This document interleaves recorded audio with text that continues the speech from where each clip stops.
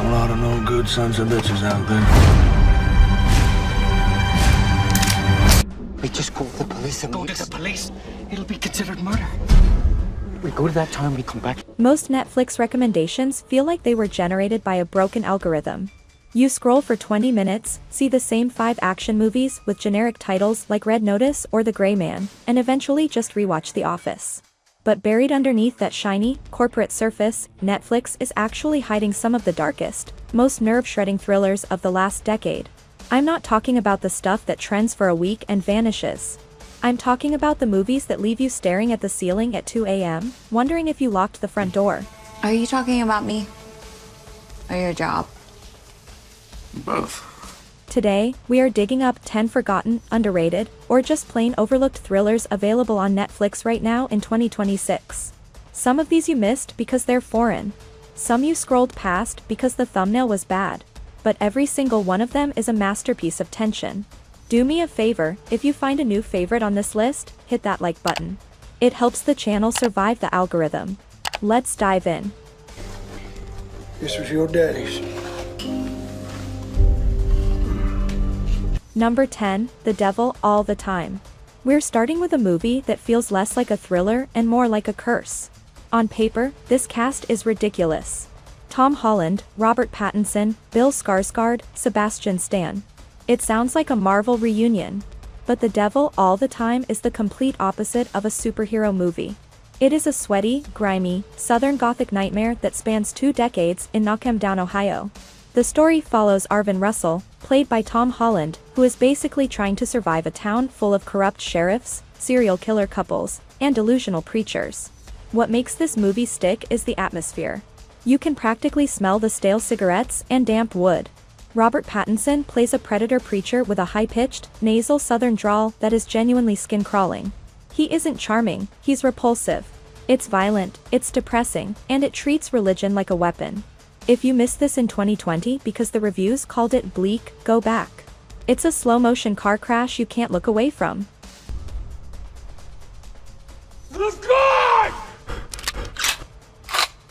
Number 9, Calibre. If the previous entry was a slow burn, Calibre is a heart attack. This is a British indie film that I guarantee most of you haven't seen, and it is arguably the most stressful 90 minutes on the entire platform. The premise is deceptively simple. 2 friends from Edinburgh head up to the Scottish Highlands for a hunting trip.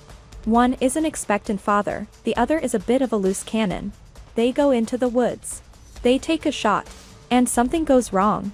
I won't spoil exactly what happens, but the incident occurs in the first 20 minutes. The rest of the movie isn't about running from a monster, it's about the suffocating weight of a secret. It captures that specific nightmare feeling where you make one bad decision, and suddenly your entire life is over. The director, Matt Palmer, shoots the Scottish village like a prison. Every local in the pub looks suspicious. Every silence feels like a threat. If you liked Uncut Gems but wished it was set in a foggy forest, watch Calibre tonight. But maybe don't watch it if you have high blood pressure. That it.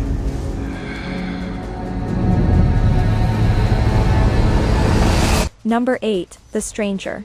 Australia has been quietly pumping out some of the best crime thrillers in the world, and The Stranger is the crown jewel. This isn't an action movie. It's a mood. Joel Edgerton plays an undercover cop trying to get a confession out of a suspect in a child abduction case, played by Sean Harris. But instead of the usual bad cop interrogation scenes, the movie involves a complex, months-long operation to befriend the killer and invite him into a fake criminal organization. Sean Harris is terrifying here. He doesn't play the villain as a mastermind. He plays him as a pathetic, mumbling drifter who might just be the most dangerous man alive. The tension comes from the intimacy. These 2 men spend hours driving in cars, eating in diners, and talking about life, all while no one is hunting the other. The cinematography is darker than a charcoal drawing. It's full of shadows and dread. It's a challenging watch, but the ending is one of the most realistic depictions of police work ever filmed. No shootouts. Just evidence. Just this place is.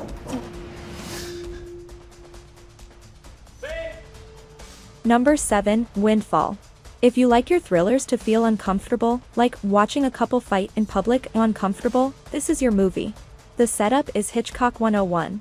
A tech billionaire, played by Jesse Plemons, and his wife, Lily Collins, arrive at their gorgeous vacation home for a getaway. But when they walk in, they interrupt a robbery in progress. The robber is played by Jason Segel. Now, usually, this would turn into a shootout. But Windfall turns into a bizarre, slow-burn hostage situation where nobody really knows what they're doing. Jason Segel is playing completely against type here. He's not the funny guy, he's desperate, tired, and dangerous. But the real villain might be Jesse Plemons' character. He plays the billionaire with such arrogant, passive-aggressive toxicity that you start wondering if you're actually rooting for the robber. It's a sun-soaked noir. It takes place almost entirely in one house and in Orange Grove. The tension comes from the dialogue and the shifting power dynamics. It's short, sharp, and it features one of the most cynical endings I have seen in years. If you liked The Menu or Triangle of Sadness, this is the thriller version of that vibe.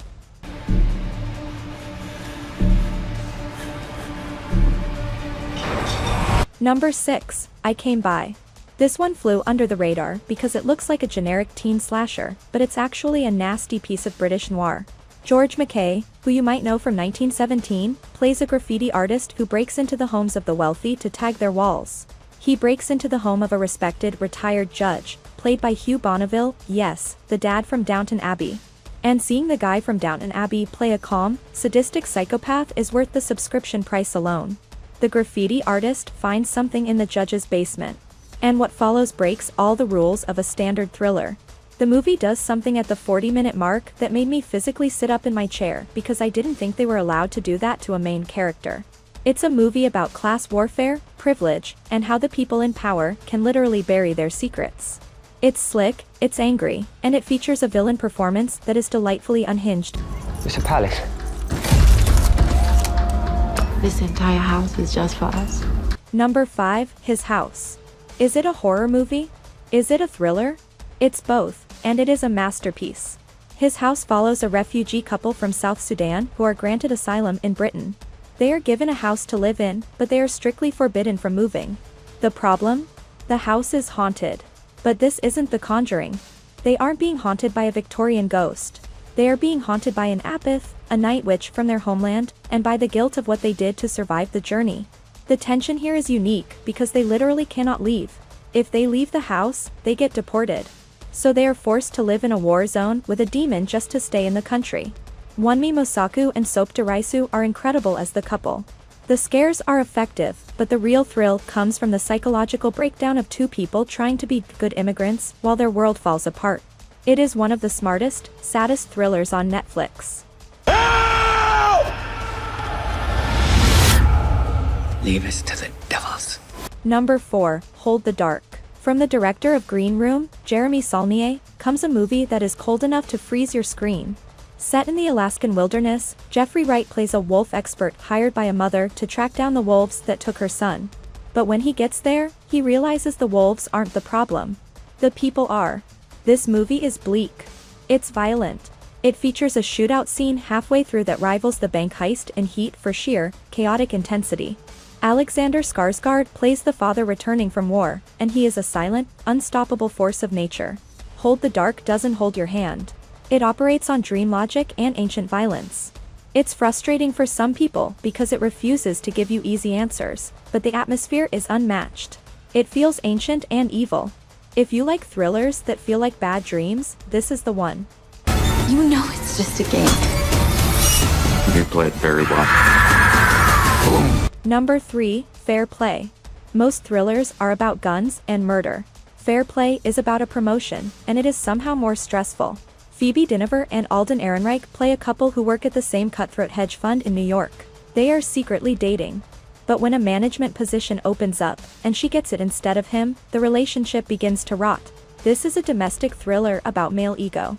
Watching Ehrenreich's character slowly descend from a supportive boyfriend into a passive-aggressive, sabotaging monster is excruciating. It's a slow-motion demolition of a relationship. The boardroom scenes are shot like battlefields. The sound design makes a text message sound like a gunshot. It captures the modern anxiety of capitalism and gender dynamics better than anything Peace ever could. It's sexy, toxic, and incredibly tense. 누군지 아세요? 연쇄살인마 오영수. Number 2, The Call. Another South Korean gem, and honestly, this might have the best villain on this entire list. The concept is Back to the Future meets Scream. A woman in 2019 finds an old cordless phone in her childhood home. When it rings, the woman on the other line is in the same house, but in 1999. They start talking. They become friends. They start changing the past to fix the present. But then, the woman in 1999 reveals her true colors, and she realizes she can use the timeline to hunt the main character. Think about that. How do you escape a killer who lives 20 years in the past? If you run out the front door in 2019, she can just lock the door in 1999, and the door slams shut in front of you in the present. The villain, played by John Jong-seo, is iconic. She is unhinged, terrifying, and unpredictable. This movie moves at a breakneck pace, and the ending is pure nihilism. He put you in those handcuffs way before Gerald did. Number 1, Gerald's Game. And finally, the best of forgotten thriller on Netflix. Before Mike Flanagan took over the world with Haunting of Hill House, he made this impossible Stephen King adaptation. The premise is a nightmare. A husband and wife go to a remote lake house to spice up their marriage. He handcuffs her to the bed. Then, he has a heart attack and dies. She is trapped. No one knows she is there. The door is open. And a stray dog walks in. For 90% of the movie, the camera barely leaves the bedroom. It is a masterclass in tension. Carla Gugino gives the performance of her life, hallucinating conversations with her dead husband and her own psyche just to stay sane. It's gruesome. There is a scene involving a hand that is one of the hardest things to watch in cinema history, but it's also a deeply psychological story about trauma and survival. It proves you don't need a budget of $200 million. You just need a pair of handcuffs, a bed, and a brilliant script. So, those are 10 thrillers on Netflix that prove the algorithm doesn't always know what's best. Did I miss your favorite hidden gem? Is there a movie like The Platform or Oxygen that deserves a spot? Drop it in the comments below. I need something to watch this weekend. If you enjoyed this deep dive, click that like button. It tells YouTube you have good taste. And hit subscribe so you don't miss the next list. Thanks for watching.